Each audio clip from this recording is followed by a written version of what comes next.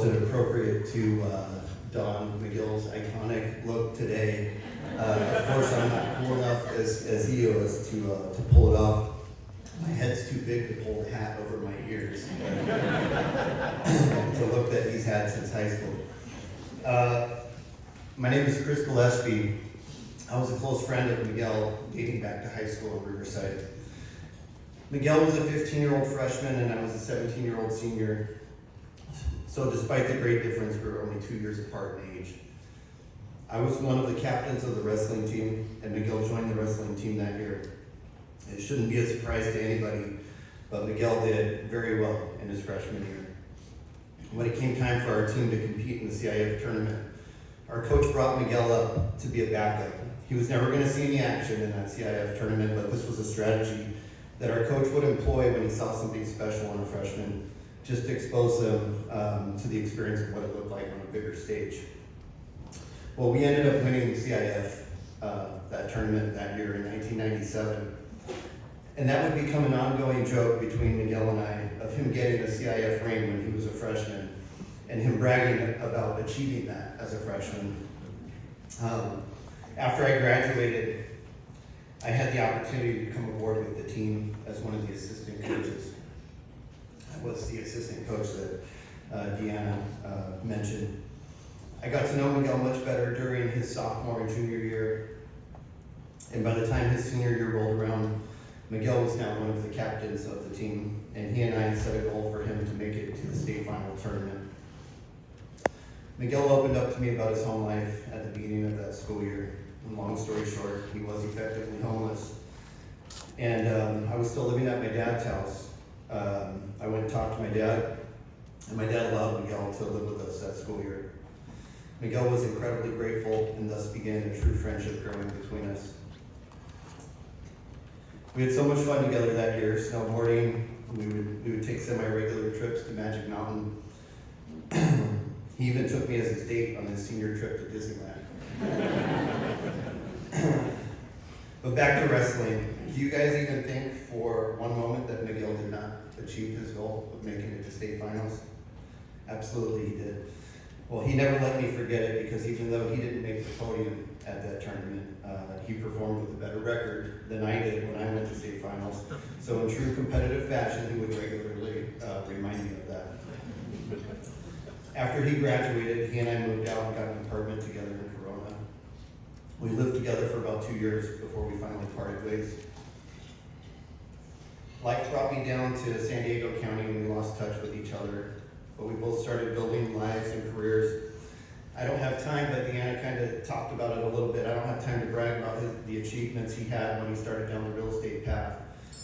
But if you do get the chance to get a more in-depth version of the story, I would encourage you to seek that out because it's inspiring.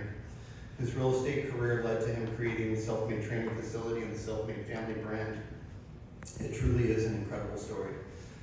After about 12 or 13 years of not staying in touch, Miguel found me on Facebook, and he was in the very infant stages of creating the Self-Made Training Facility. Over the next handful of years, we stayed in touch and started talking more and more. And it was sometime in 2019, the first time I made it up here to Temecula to check out what he had going on. And the first time I walked into his headquarters, I was blown away by what he had created. We grabbed lunch that day in Old Town Temecula, and as we drove to the restaurant, after about 5 different people had honked or waved hi to him, he turned to me and he says, "Watch, dude, I'm gonna be the mayor of this city." And I have no doubt in my mind he could have achieved that if he had set his mind to it. We both admitted regret for missing out on each other's lives for that long period of time, but we both also understood the reasons for it and how life throws you curveballs from time to time. Well, that lunch turned into many more lunches and eventually led to us discussing me buying one of his franchises as a side business for myself. In 2022, that led to me partnering with Scott and us purchasing the San Diego location that Miguel originally opened. Then we built out a second brand new location in Del Mar. Miguel also poured into Scott personally for about 6 months by mentoring him. For those reasons, Scott and I will always be grateful.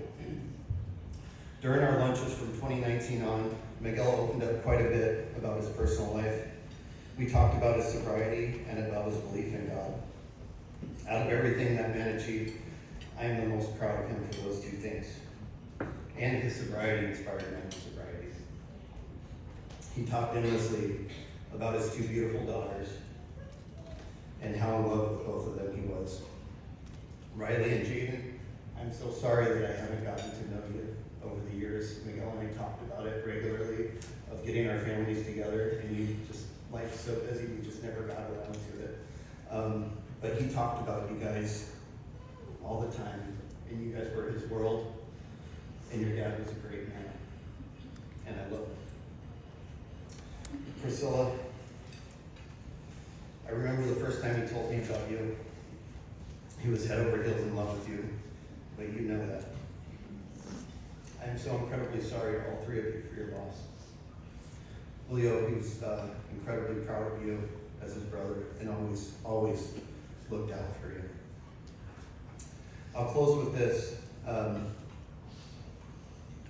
was with Miguel the weekend before everything happened, and his last text to me, in Miguel fashion, paid for lunch, and I said, you don't have to do that, but he felt the need to, and he paid for lunch, and I said, hey, thank you for lunch, it was great seeing you, and he sent me a text back, and he said, always a good time, I love you, and I'll make sure that I keep that text as long as I can.